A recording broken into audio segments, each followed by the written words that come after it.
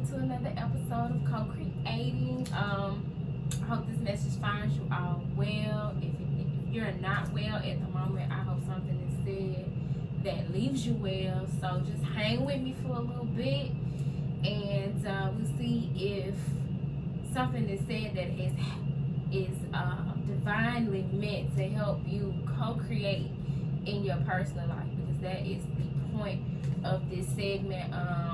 I'm about to head out to one of my uncle's surprise birthday party, and even though I kind of don't feel like it because my acid reflux is acting a fool, I'm gonna go and have some camaraderie with my people for a hot second, and then I'm coming home and getting to bed. It has been raining, and I'm not trying to miss out on that good old rainy night sleep, peace, and rest. So I'm looking forward to taking advantage. Ain't that sad? I don't know. I can't hang like I used to. But the message that is coming through for co-creating this month, for those of you who have been following me, you know that I do a segment of co-creating monthly. And what's been standing out to me is a message about our divine talents. God is really calling for us. If you've been following Soul Food Sundays, you've been seeing how the message that has constantly been coming through is about us shining our light, us leading by example, us not being ashamed of who we were created to be. And that is because we are to embrace and to show up and show out with our divine talents, and we all have them. The past few years have really been a journey of me discovering, tapping into, rediscovering my divine talents. And so although I feel like there are more that I need to tap into, because when you think about it, it's levels to this shit. I have tapped into some divine talents, which include being able to intuit messages and to give readings. Sometimes I don't even need the cards. A message will come through for me, and just really tapping into my intuition, and also interpreting dreams, which is something that I have not done professional work with others. God may lead me in that direction, but I've really been able to interpret the messages that are coming through for me from my guides, through my dreams, from my subconscious, through my dreams. And so those are some divine talents for me. But I also have the gift of gab. That is a divine talent. We have so many talents that we don't consider divine talents because they're the things we do in our everyday life. They're the things that come natural to us. But if it's something that you can use as ministry or to promote ministry, it is a divine talent. The more we tap into who we are, who God is within us, how God shows up around us, the more we tap into our divine talents. And the only way that we can do that is to make sure that we are in alignment, to make sure that our mind, body, and soul is in alignment, to make sure that we are getting adequate rest, to make sure that we are eating in a way that nourishes our soul. No processed meats, no junk food, not a whole lot of refined sugar, flour, and things of that nature. And just being mindful all around in every area of our life, who we're spending our time and our energy on and with. Are we being a negative Nancy? Are we being around negative Nancy? All of that is important to your alignment, because whenever you have those low vibrating entities or energies around you, it throws off your balance. And in order to be in alignment and balance is the same thing. You want to make sure your mind is in alignment with your body, and that your body is in alignment with your soul, and you want to make sure that you're not so engulfed in grind culture, so busy and on the go and making everything a priority except for your solitude and self-care, that you're not checking in with yourself, reflecting, and kind of doing an audit on your energy and your alignment. I know I have to check myself sometimes, because I'll get in a mode of trying to show up for everybody and do everything. I've gotten really good at scaling it back, and but you know, sometimes bad habits die hard. But it's just like a muscle. You have to strengthen that muscle. You have to keep doing it. You have to strengthen. I know one of my favorite books is Shonda Rhimes' The Year of Yes.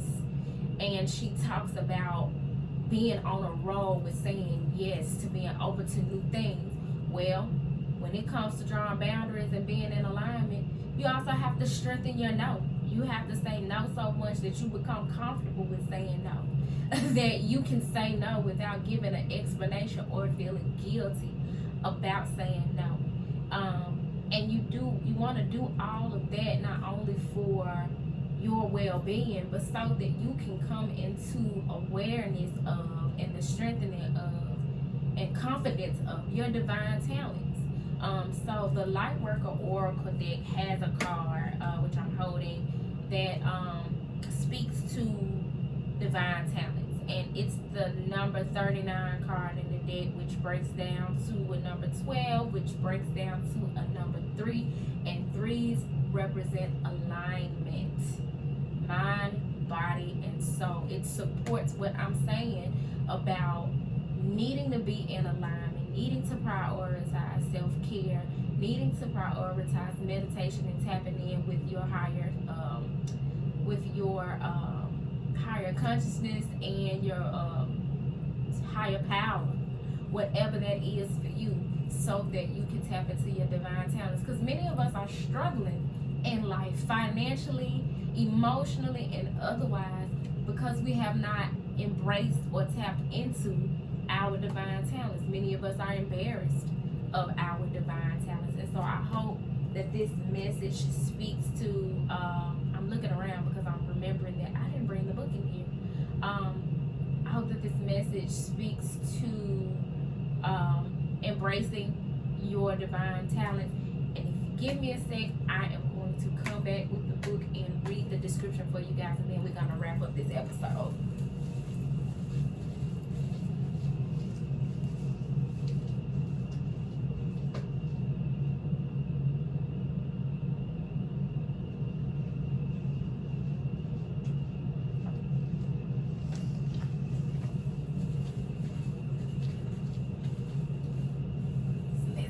It says divine talent. You are a talented soul. Over many lifetimes, you've developed your spiritual abilities to channel higher awareness, attract healing energy, and radiate light to uplift the consciousness of those around you.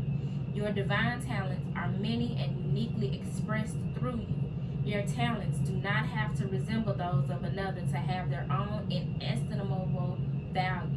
Do not be afraid to use them. Before I go any further, I just want to say one of the things that is keeping many of us from tapping into our divine talents is comparison. Stop comparing yourself to other people and what they are doing and what their talents are.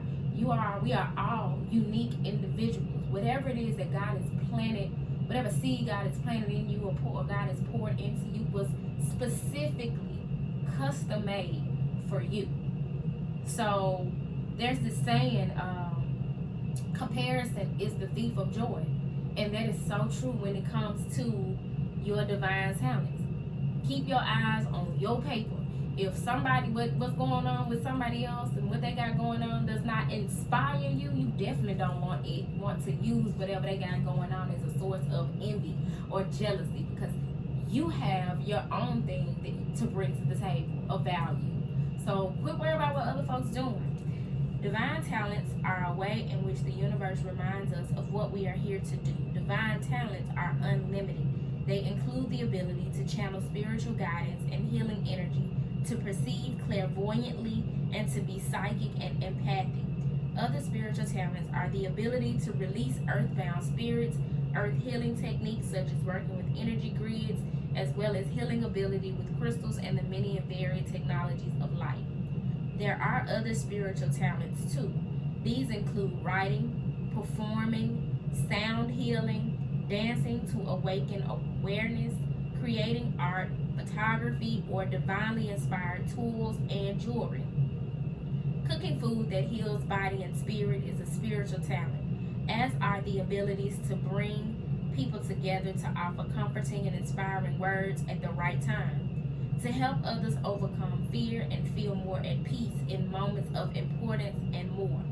You could use your divine talents in your career as a healer, in your work in the corporate world, or in your stay-at-home role as a parent helping to raise more conscious, secure, and empowered children in a world that is in desperate need of strong, spiritually grounded leaders for the future.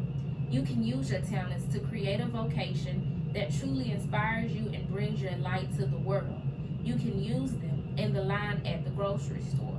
The point is that you use them. This oracle comes to you with a message. You have spiritual talents, some of which have been developed in other lifetimes and will simply and suddenly spring back to life, as if from out of the blue this lifetime. Others need a little more attention, patience, and effort to be brought into the world, to be brought to life in the world. This is particularly the case for you at this time if you have also drawn the past life activation card. Before I move forward, I want to speak to having talents that exist from another lifetime that are trying to emerge in this lifetime. So one day I was in this very room doing a yoni steam, and I like to also do like a sound meditation of some sort where I put on my headphones and listen to some healing frequencies or a guided meditation or something like that. Side note, anybody who's interested in meditating but you are new to it and you can't seem to grasp the concept of like sitting still in lotus pose or whatever and quieting your mind, understand that there is nothing wrong with it. That is something that plagues most beginners when it comes to meditation, and I am by no means an expert when it comes to it. But I have found different ways to meditate, and one of the best ways for a beginner is to find a guided meditation. So in this particular instance, I found a guided meditation that was for wound healing. And yoni steams are a good wound healing ritual or practice for women to do. I'm pretty sure there are some good root chakra healing meditations for men that I'm not familiar with, but I know the yoni steaming for women is a good one. So I'm listening to this guided meditation, and as I'm doing the guided meditation, I saw myself from back in the day. Yonder, don't ask me what year, I don't know, but it looks like I was on a plantation in clothes that we see slaves in the movies or whatever, but I was hanging from a tree. I had a noose around my neck, and the message that came to me through a reading was that I was a medicine woman in another life, and that whatever a specific way that I was a medicine woman, which whether it was a herbalist or a tarot reader or whatever the case, I did work like I do in this lifetime to heal people. But it made so much sense to me why I have had so many issues with my throat chakra in this lifetime, and speaking my piece, and holding back self-expression, or why I have always read with expression. Like in elementary school, I was a kid that the teachers would get me from my class so I could come read a book out loud to their class. Or if there was a reading competition, I was always entered into a reading competition. But I never did it with the confidence that had something in me not been hindering me. I could have, you know what I'm saying? It was like I was good at it and everybody saw the potential, but I wasn't like comfortable with and killing it like I could have been had there not been something that was holding me back.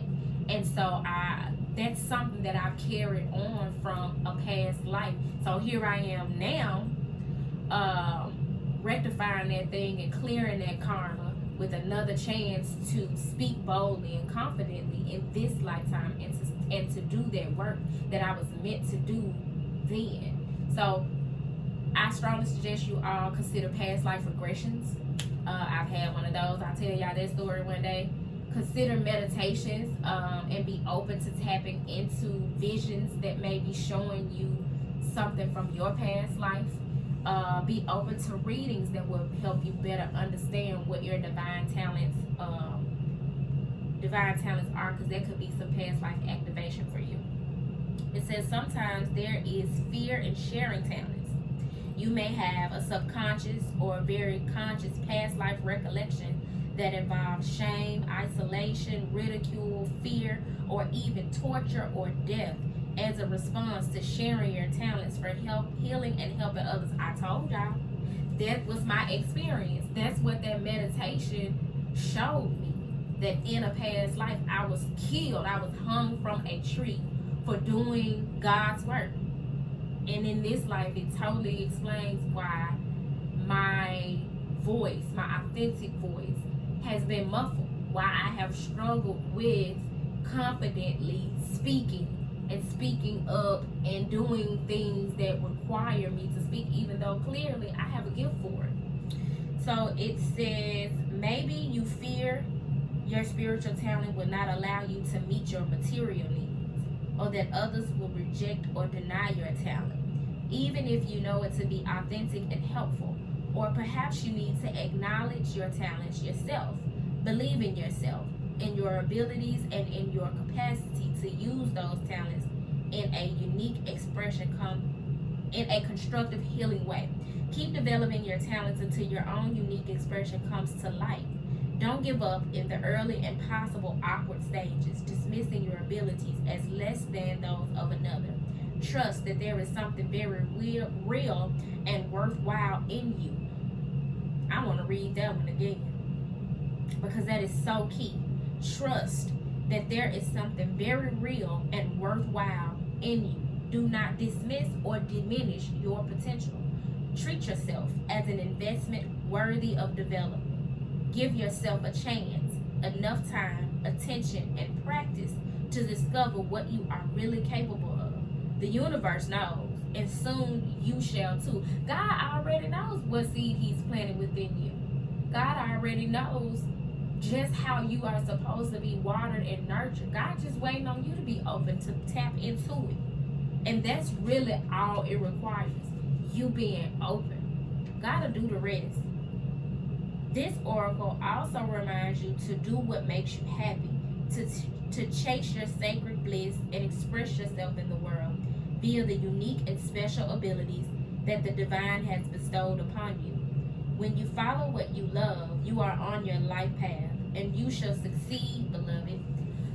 There's an invocation, same thing as a prayer, at the end of the card description. So I'm going to read that for you as well. Hopefully this is something that you all can use as a tool as you take accountability and responsibility for tapping into your divine talent. So it says, all loving universe, teach me to realize and trust in my divinely given talents. I ask for your unconditionally loving assistance in releasing any block or obstacle to the full development and joyful expression of my spiritual gifts in the world. Help me find the courage and boldness within that I need to believe in myself and be completely empowered to make my loving contribution to the world through my own free will and divine merciful grace. So be it. Y'all, we all have a responsibility to bring our divine talents to the table of life. We all have a divine responsibility to show up as our authentic self, to shine, to be bold with how we represent God and the God within us, the God around us, the God above and under us. We have a responsibility to one another and ourselves and to generations before us and to generations ahead of us to do this work. And a lot of the struggle and strife, the depression, the emotional imbalance, the physical imbalance that we are experiencing, you will find that it will disappear when you tap into your divine talents, because your divine talents are what is going to bring you ultimate fulfillment. And I wish that for all of us. That has been my experience. I look forward to all of the things that God is allowing to unfold in my life, the way that God is allowing my talents to resurface, and for me to meet the challenge of stepping into showing up and shining shining and shiny as this shirt, honey. Yes, God.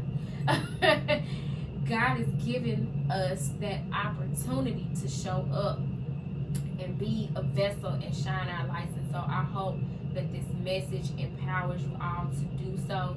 I would love to hear about your divine talents, whether you have tapped into them or you are committing from this moment forward to invest in figuring out or invest in your divine talents. So with that being said, honey, this has been your October episode of Co-Creating. Peace.